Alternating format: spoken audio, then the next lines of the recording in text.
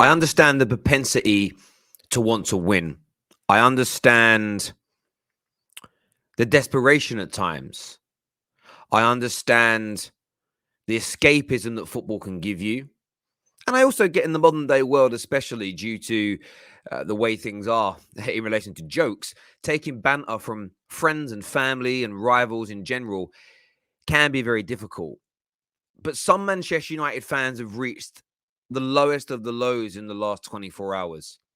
We may be out of the top four race in many people's eyes. Arsenal now with, I think, mathematically like a 60 to 70% chance of doing it. Anyone who doubted Arsenal has got to take it on the chin. Anybody that said Arsenal were going to do it deserves that bit of praise. That's part of football. You take it on the chin and you move on. But the level of depravity I've seen from certain Manchester United fans, people that claim to be supporters of this football club, is an absolute abomination. Manchester United are one of the highest chance creators in the league over the past 10 or so games, especially big chances created. We have lacked one thing only in these games, and that is clinical edge, putting the ball into the back of the net. The rest of the play has been relatively good. We still have some problems at the back, being a bit leaky. There's no doubt about it. But our biggest problem has been putting that ball in the back of the net. The final, not even the final ball, the final touch or the finishing touches. And this has led to some Manchester United fans, as we can see, tweeting nonsense like this. This makes me miss and hate Greenwood at the same time. Miss and hate Greenwood at the same time. It's an absolute atrocity that anybody would say something like that. Missing and hating Greenwood at the same time. And he isn't the only person that is doing that. There are all manner of claims here. There are people here like this Man United fan who claims if Man United hadn't signed Ronaldo, Greenwood would never have gone off the rails.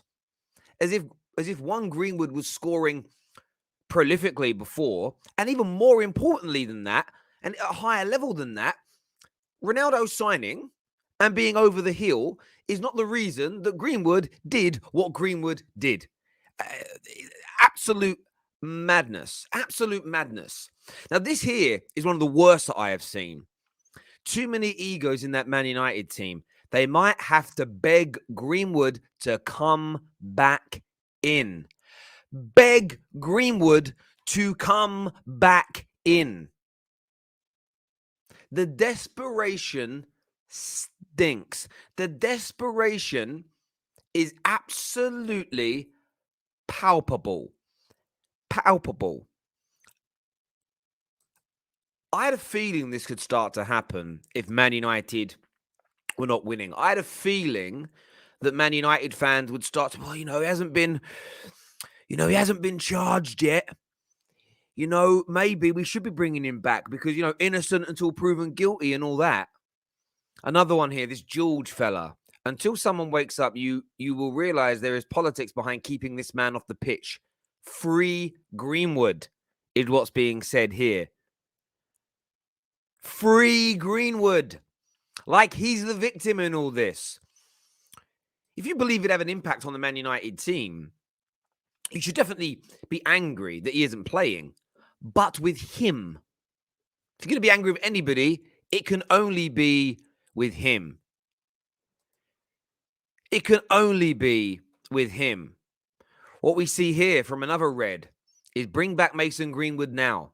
The lad has not been charged. There is no case to answer. His private life should stay private if he's not breaking the law. Free Mason.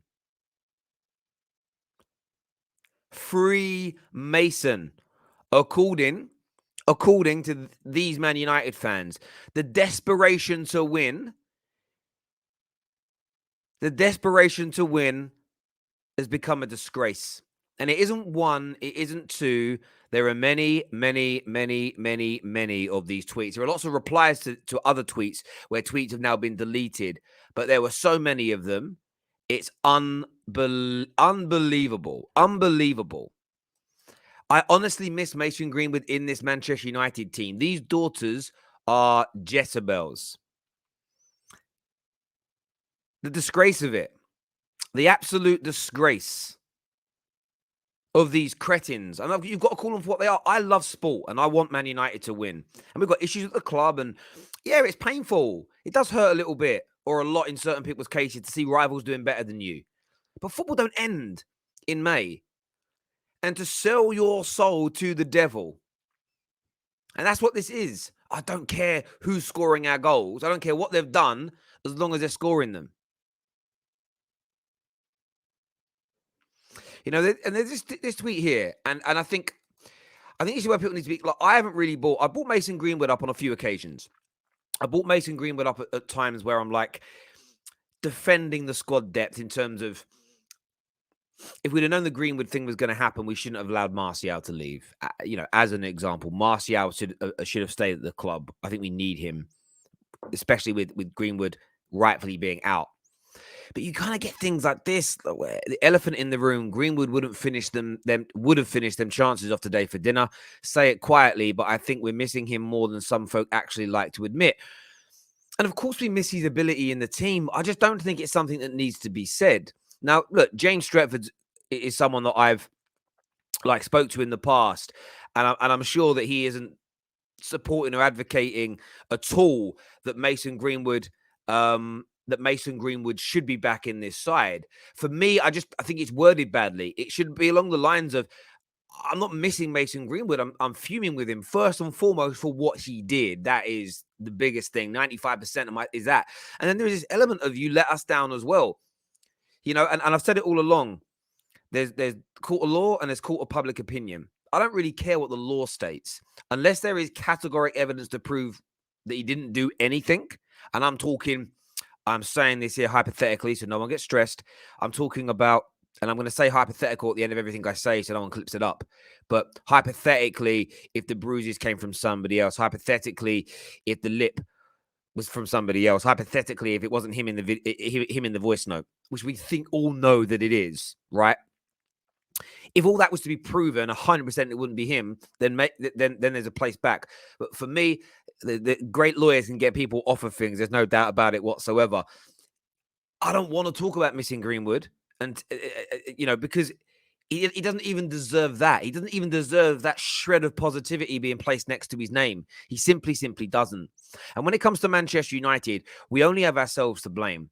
And this is legit. Arsenal deserve all the credit in the world. They deserve all the credit in the world for being in pole position to take that fourth place. They've improved. The club has done some great things structurally. The trajectory of Arsenal is up. That shouldn't be denied. Arsenal fans are rightfully excited about how they feel and how things are progressing in the direction that they're moving in. And they're right to feel like that. They're absolutely right to feel like that. But Man United have let up. And Man United have let up not because Greenwood is missing. We haven't let up because we even lack quality in our team. People talk about we didn't need that DM though and the balance. Listen, we collapsed against Aston Villa. There's no doubt about it. But if you look at the vast majority of games that we haven't won since Ollie's sacking, two different things to break up because you can't equate this team under Ralph for its failures under Ollie. It's weird. The majority of the time it's been not finishing our dinner that has led to this. We should have beaten Watford yesterday. We should have beaten Burnley. We should have beaten Southampton. Those three games alone, we were the better side in. Absolutely, categorically the better side and should have won. That's 6 extra points. That puts us 8 points in front of Arsenal, who have 3 games in hand, and we play them at the Emirates. It would be all to play for. Just those 3 games alone are the difference here. Just to name a few. You know, Newcastle, we weren't great in. The Wolves game, we weren't great in, as an example. And you could probably argue that drawing and losing were fair results in those games. But everybody's had those games this season. Arsenal drew at home to Burnley. Everyone in our position, Arsenal, Tottenham, United, different reasons, different scenarios, but are going to drop points in certain games. But our lack of clinical edge has been the biggest problem for Man United. And as Usman here talks about, he puts this out via the 3 in Midfield podcast. Great guys. Man United have created 19 big chances in their last 6 games, the second most in the league behind Liverpool. Now, remember, big chances created are significant because they're chances like this where you're deemed more likely to score than not. We've converted just 5 of them. Liverpool have scored 17. The point being here, if we have kept the same conversion rate as Liverpool converting 17 of 29 is like 52%. Just over 50%, sorry. Sorry, well over 50%. If Man United had done the same, would have scored 10, 11 of those chances. You add those extra 10 or 11 goals in, and Man United are in a much better position. Now, some will say, oh, Greenwood's the guy. You're acting like Greenwood was scoring on a very regular basis. This guy was missing chances as well. This guy was struggling as well this season. Let's not act like he was prime R9 before he was rightfully kicked out of this squad. Come on now. Show some self-respect. Man United have got a mentality issue. I keep seeing United fans deny this. I keep seeing Man United fans play it down. They keep talking about quality. And of course, you can always improve the quality in your team. But we have dropped points in all these games in the last 6-7 weeks and gone out of the FA Cup because of a lack of quality. We've gone out for a lack of mentality. And the reason I say that is very simple. We created an abundance of chances. The eye test tells us that. The stats and facts tell us that. But as in all those games where we didn't score early on, or we didn't put the game to bed early on, i.e. Burnley, i.e. Middlesbrough, we slowly ran out of confidence, not ideas, because we were opening them up, but we lost our conviction. And what's happened is over the course of time, the pressure's built up upon these players to finish these opportunities and chances. We're running out of time. We're running out of games against what you would call the easier opponents to build up enough points to still be in this race. And that pressure has made them collapse. The mentality hasn't been there. And the likes of Bruno and Ronaldo especially are missing chances that they've had for breakfast. People will doubt Rashford's ability. But the one thing that always say is, yeah, but he's scored loads of goals still to like cover that up. But he ain't even scoring the goals now. There's a mentality issue at Man United above and beyond quality. There's both. We need more quality in this squad. But we are good enough to beat the teams that we've dropped points against over the last 6 to 8 weeks. This, for me, is a fact. We can see it. And the chances that we've missed have been almost unforgivable. Open goals, multiple one-on-one, blank point range headers. But as I say, none of this is an excuse to start defending and speaking nice and kindly of Mason Greenwood at this time. It's an absolute abomination. You should be absolutely ashamed of yourself, anybody who's doing it. It's a disgrace.